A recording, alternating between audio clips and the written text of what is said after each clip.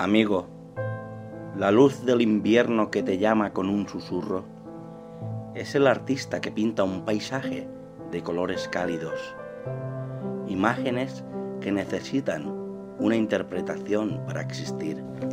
Ami, la lumière de l'hiver qui t'appelle avec un murmure, c'est l'artiste qui peint un paysage de couleurs chaudes, images nécessitant une interprétation pour exister.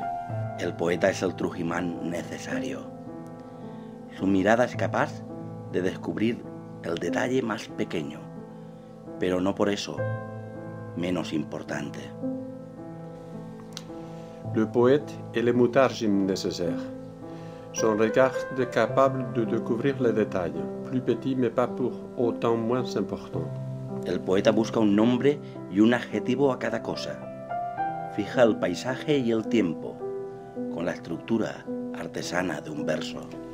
Le poète cherche un nom et un adjectif pour chaque chose, définit le paysage, le temps, avec la structure artisanale d'un verre.